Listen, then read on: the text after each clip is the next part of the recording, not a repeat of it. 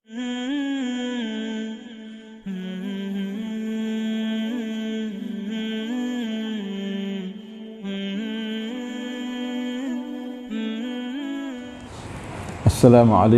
warahmatullahi wabarakatuh. Nahmaduka Allahumma ala ni'amikal jammati alaina zahiratan wa batinah.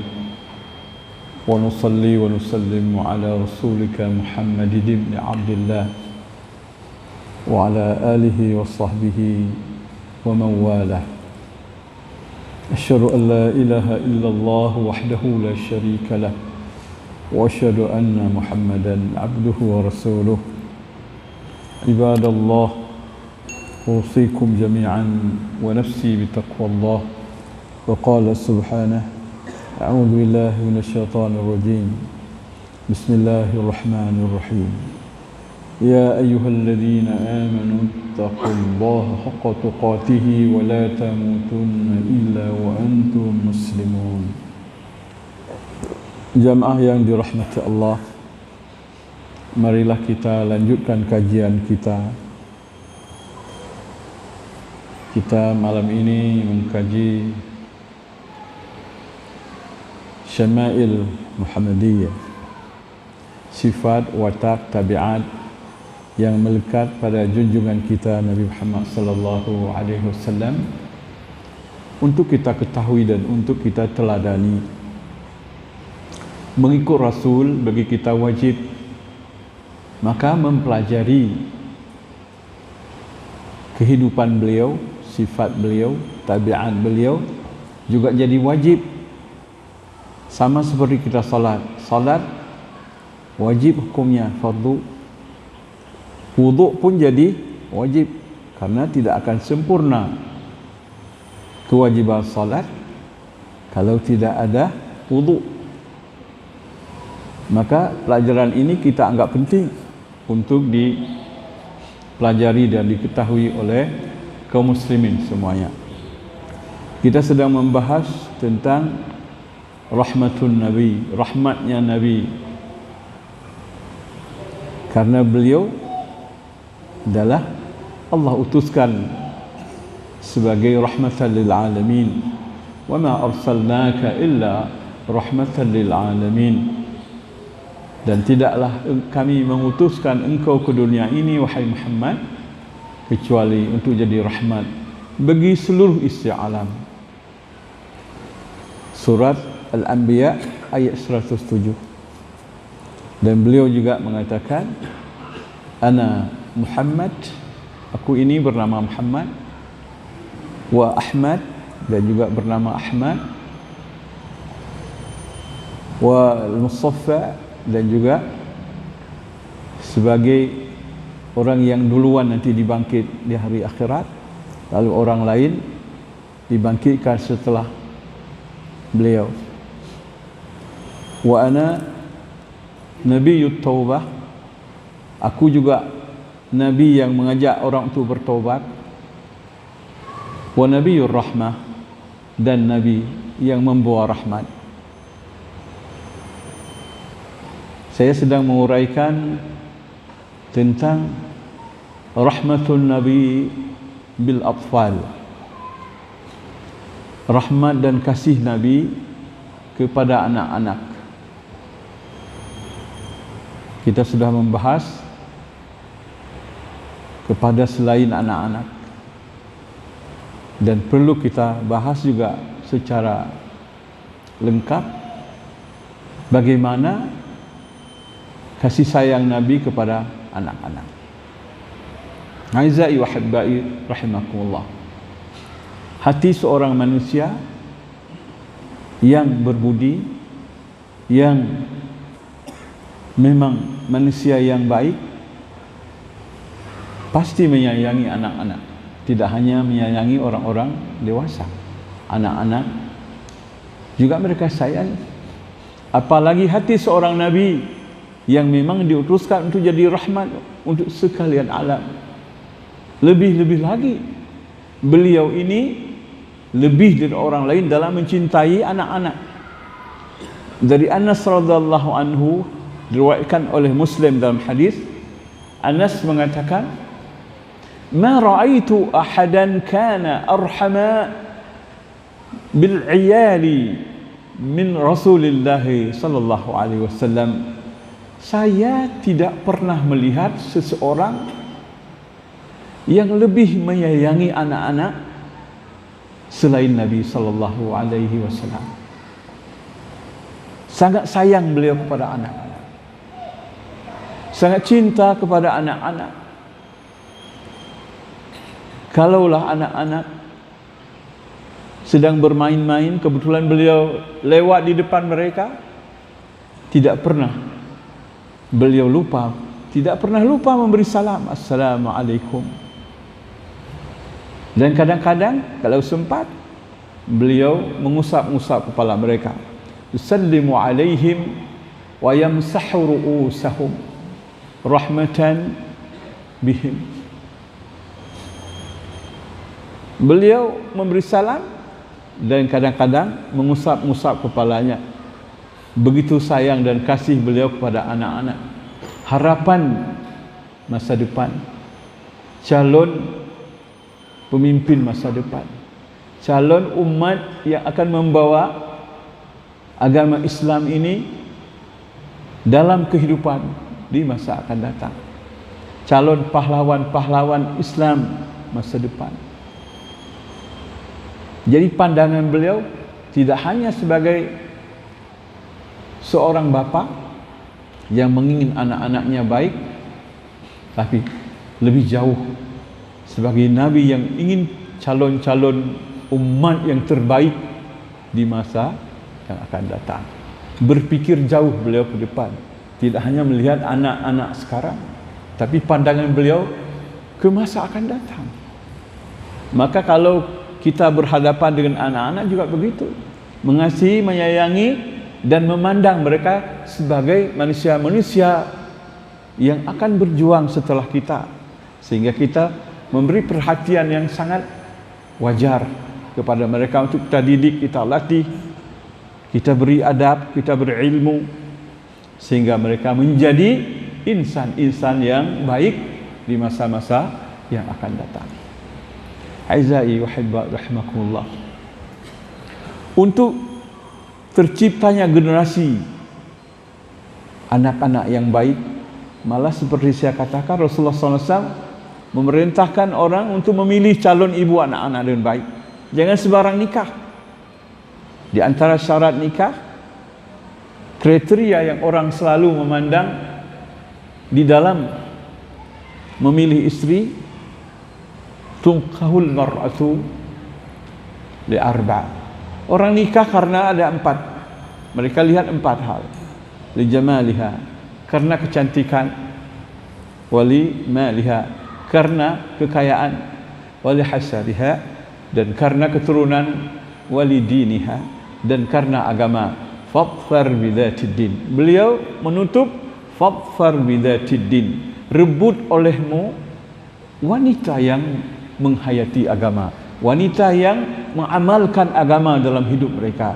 Taribat yadak, niscaya kamu akan beruntung. Sementara pandangan orang sekarang lebih pada rupa, lebih pada harta, lebih pada keturunan. Yang nomor 4 ini jarang sekali orang membuat pertimbangan.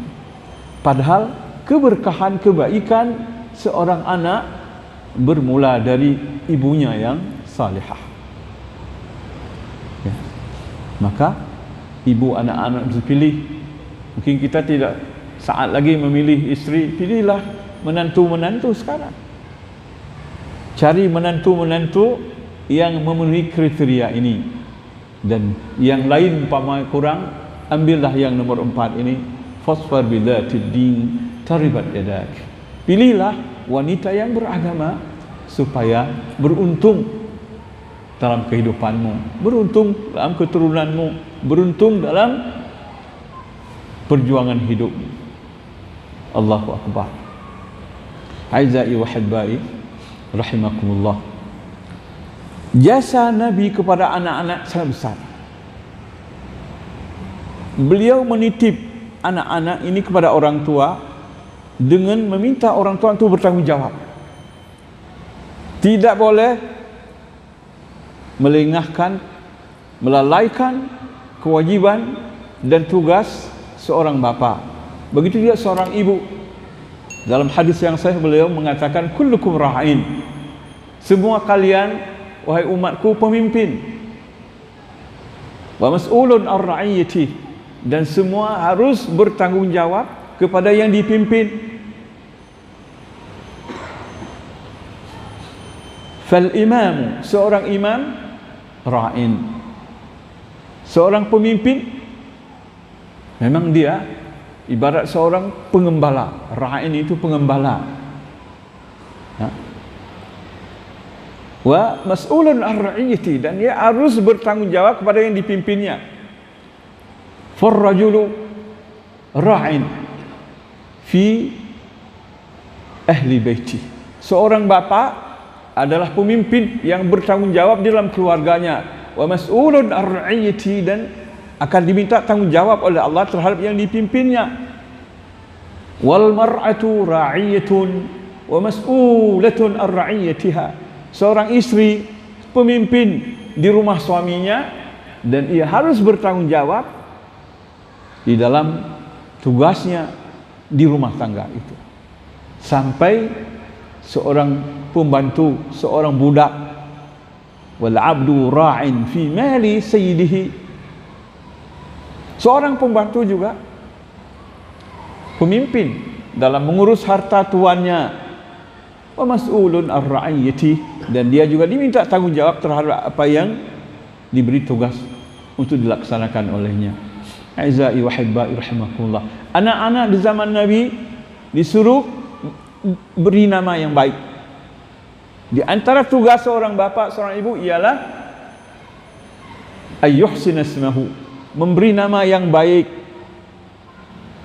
Jangan beri nama-nama yang buruk, sebab nama yang baik itu membawa kebaikan insyaAllah. Kemudian ayyuhsina makana, memilih tempat yang baik untuk tidur, untuk main. Kalau sudah besar, untuk mengaji, untuk berkawan, untuk bermain. Kemudian wa ayyuhsina adabahu, supaya memberi adab dengan baik, mendidik dengan baik. Kalau anak-anak perempuan itu secepatnya diajarkan ibadah, setelah itu diajarkan keterampilan dalam tugas-tugas di rumah tangga, sampai menjahit. Tidak hanya masak, secepatnya setelah ibadat, setelah ngajar adab, diajarkan tugas-tugas sebagai calon istri, calon ibu, calon nenek yang harus terampil di rumah, sehingga kehidupan rumah itu tertib dan baik semuanya. Aizai wa hibbai rahimakumullah. Jasa Rasulullah kepada anak-anak, anak laki-laki pertama saya sebutkan. Rasulullah memerangi satu adat yang sangat jelek di kalangan orang Arab. Adat apa? Kebiasaan mereka tidak memberi harta warisan kepada anak-anak. Kalau bapaknya meninggal atau walinya meninggal, anak-anak tidak dihitung. Dalam adat jahiliyah, anak-anak laki-laki baru diberi harta warisan apabila dia telah memiliki keterampilan berkuda, sudah pandai naik kuda, dan sudah memiliki sifat satria. Kalau pergi dalam perang dia sudah gagah dan bisa membawa harta rampasan perang. Kalau enggak, belum dikasih. Kasihan sekali sepanjang sejarah anak-anak yang meninggal orang tuanya atau walinya tidak dapat warisan. Kata Nabi, ini tidak boleh. Ini manusia, hamba Allah. Mereka makan, mereka minum, mereka perlu pakaian, mereka perlu pendidikan. Hak mereka sama. Walaupun tugas mereka mungkin belum dapat diberi tugas-tugas yang berat. Anak-anak, bayi yang baru lahir harus juga dikasih. Andai kata hari ini anak itu lahir, hari itu juga meninggal bapaknya, dia salah seorang ahli waris. Tidak seperti zaman jahiliyah. Setelah anak bisa punya keterampilan dalam berkuda, memiliki sifat furusiyah, satria dia sudah, gagah perkasa, dan kalau perang dia tangkas, hebat, dan bisa membawa harta rampasan perang, baru dihitung ahli waris, baru dianggap ahli waris. Betapa rahmatnya anak-anak setelah datang Islam, karena kasih dan sayang Nabi kepada mereka. Begitu juga anak-anak perempuan. Ada satu kebiasaan buruk dalam adat orang Arab jahiliyah, ya. Al-wa'du, adatul wa'dil jahiliyah, kebiasaan menanam anak perempuan hidup-hidup.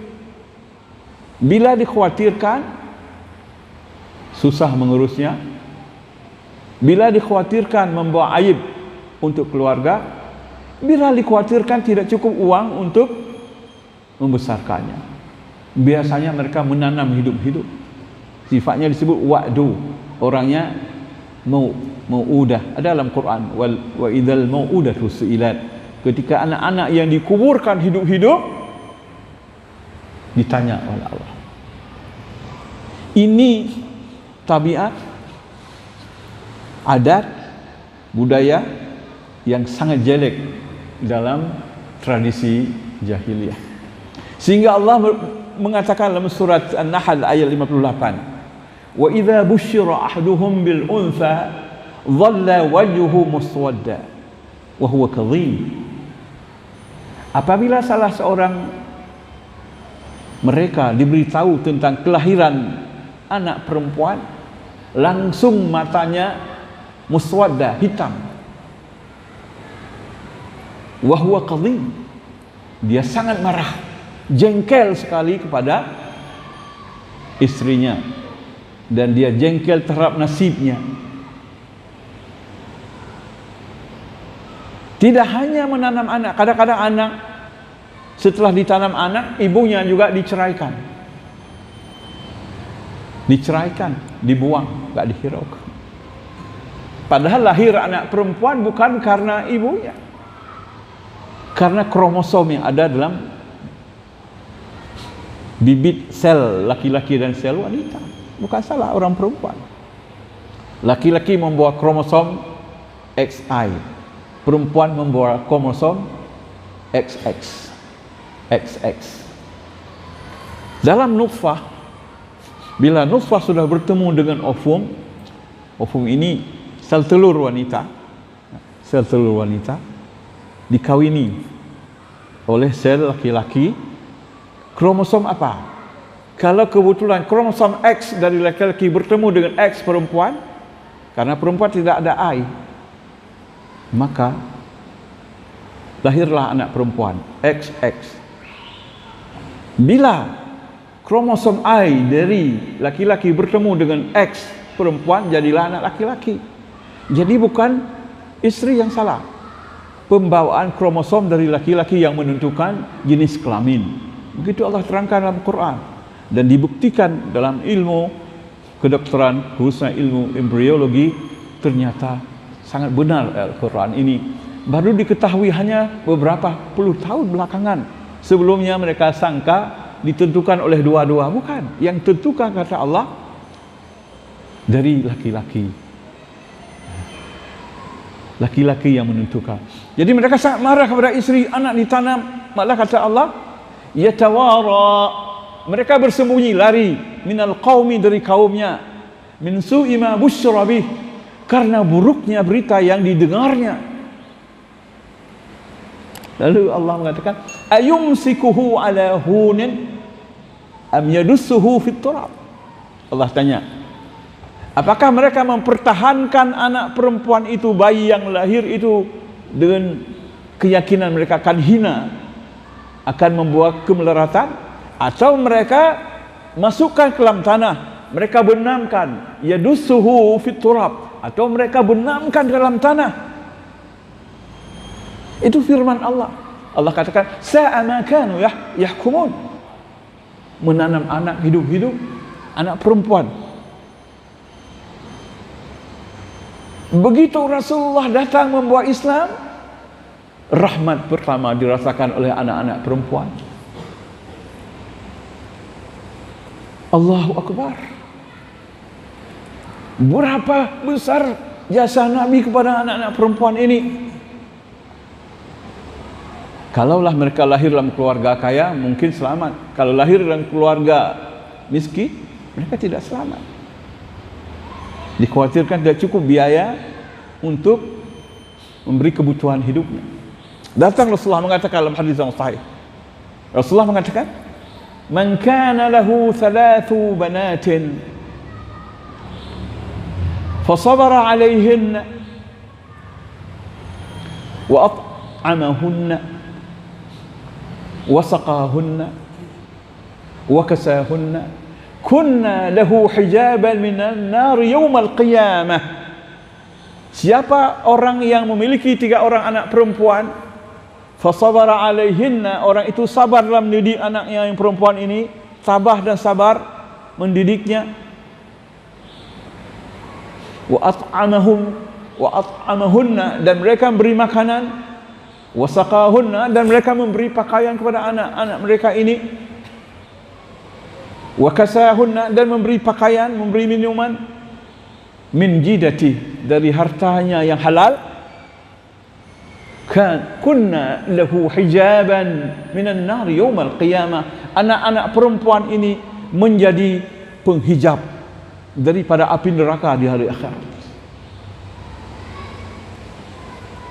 Datang orang, "Ya Rasulullah, saya tidak punya 3 orang anak perempuan.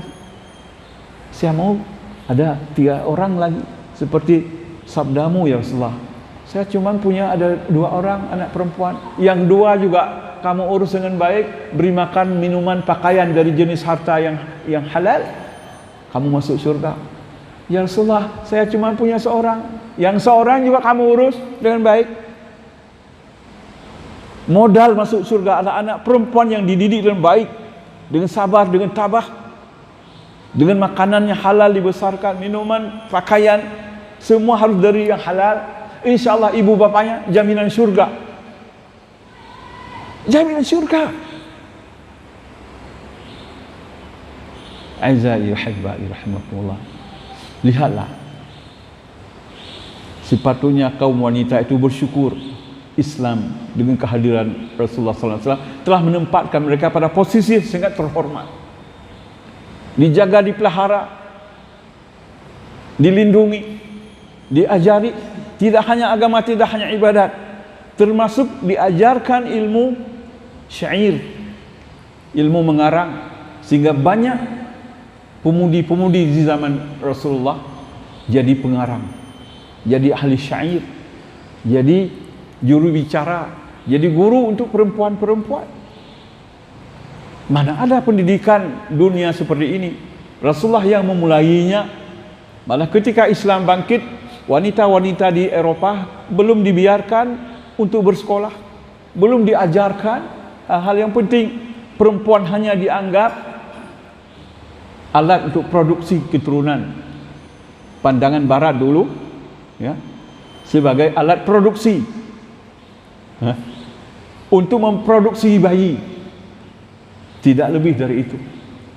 Tidak diajarkan apa-apa dulu, tapi kemudian Islam mengajarkan budaya yang lain, ajaran agama yang benar, membentuk budaya yang baik, mengajarkan, mendidik anak perempuan sebagai manusia yang sangat perlu dalam hidup ini. Dan perempuan menentukan laki-laki. Semuanya bermula dari ibu. Semuanya, guru dari ibu, polisi dari ibu, tentera dari ibu, camat dari semua, presiden juga dari ibu. Maka ibu itu mesti baik supaya melahirkan putra-putra yang baik. Aizai wa hibbai rahimakumullah. Jadi rahmatnya Nabi kepada anak-anak ini luar biasa. Anak laki-laki dan anak-anak perempuan. Dan beliau tidak hanya membuat ajaran, beliau praktekkan. Anak orang, cucunya sendiri, anaknya sendiri, semua beliau melahirkan kasih dan cinta, sayang yang berlebihan. Siapa cucu beliau? Cucu beliau yang terkenal Hasan dan Husain. Hasan dan Husain ini buah hati Nabi. Sehingga kalau kita bicara tentang dua ini, kita selalu sedih dan menangis. Dua ketua pemuda syurga, buah hati Nabi. Diriwayatkan, banyak sekali riwayat. Ya. Di antara Buraidah radhiyallahu anhu mengatakan, pada suatu hari kanan Nabi sallallahu alaihi wasallam yakhtubuna, sedang berkhutbah di atas mimbar, khutbah Jumat. Lalu datang cucunya Hasan Husain memakai alaihima qamisani ahmaran. Mereka dua-dua memakai baju merah kecil-kecil. Jalan lari, jatuh, ya'thuran. Terjatuh cucunya dua-dua, berlari-lari jalan. Nabi sedang khutbah. Beliau turun dari mimbar, memotong khutbahnya. Beliau ambil kedua-duanya, dinaikkan ke mimbar. Lalu beliau mengatakan, sadaqallah, benarlah Allah yang berkata, innama amwalukum auladukum fitnah. Hanya anak dan harta ujian bagi kamu. Aku tidak sampai hati melihat mereka berjalan. Ketika mereka jatuh, aku tidak bersabar sehingga qata'tu, aku memotong khutbahku, wa nazaltu, aku turun, wa hamaltuhuma, aku bawa keduanya, wa wada'tuhuma jambi, aku letakkan keduanya di sampingku. Kalau kita mungkin jengkel atau enggak mau turun, beliau turun ngambil, sedang khutbah. Sedang khutbah beliau turun. Diriwayatkan juga Syaddad mengatakan, Syaddad radhiyallahu anhu meriwayatkan, pada suatu malam Rasulullah datang ke masjid untuk salat Isya. Beliau bawa salah seorang dari cucunya. Apa Hasan atau Husain? Hasan atau Husain? Antara Hasan dan Husain, kata perawi Syaddad ini. Lalu ternyata Rasulullah rukuk lama, sujud lama sekali. Karena dia sangka Nabi sudah pingsan, atau dia sangka Nabi sedang menerima wahyu. Farafa'tu ra'si, aku angkat wajahku. Jadi sedang sujud tapi dia angkat di leher Rasulullah. Ternyata aku lihat Hasan di atas pundaknya. Tidak terjadi apa-apa. Ternyata Hasan. Rasulullah tidak mau bangkit dari sujud sampai cucunya puas duduk. Setelah salat, Rasulullah tadi saya sangka Rasul tadi sedang terima wahyu, atau terjadi apa-apa, apa pingsan atau apa. Kenapa engkau panjangkan sujud ya Rasulullah? Aku biarkan cucuku puas. Aku takut dia tidak puas. Itulah sebaik-baik cucu naik di atas sebaik-baik kakek. Itulah pengendara yang baik naik di atas sebaik-baik kendaraan.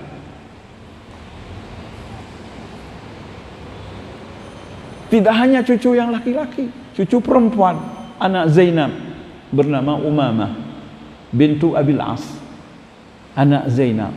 Beliau juga bawa. Ketika salat, beliau taruh Umamah di atas bahu sini.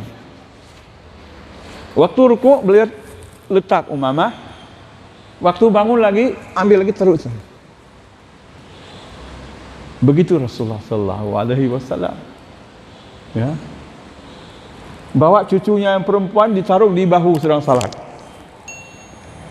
Mungkin sekarang diketawain oleh orang kalau kita buat cucu sini, dan jadi diomeli oleh orang sekampung, malah kalau sekarang sedunia mengomeli kita. Hansi wateli dengan cucu. Tak cukup waktu lagi salat, ke salat juga bawa cucu.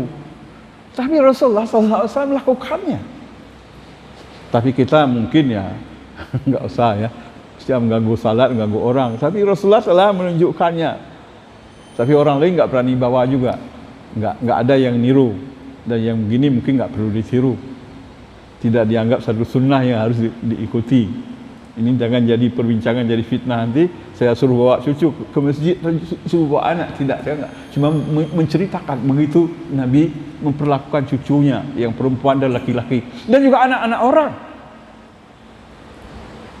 Anak-anak orang beliau sayangi, beliau bercanda, mencandai mereka.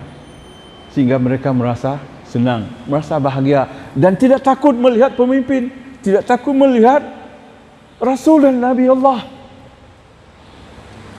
Kalau anak-anak sekarang ya takut yang lihat pemimpin, apalagi polisi, takut mereka, apalagi tentara, takut.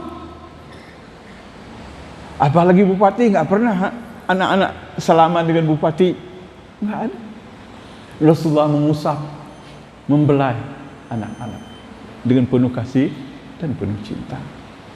Allahu Akbar. Dan beliau mencium cucunya. Dikatakan oleh Abu Hurairah, pada suatu hari ada orang bernama Aqra bin Habis. Aqra bin Habis bertamu di rumah Nabi sallallahu alaihi wasallam.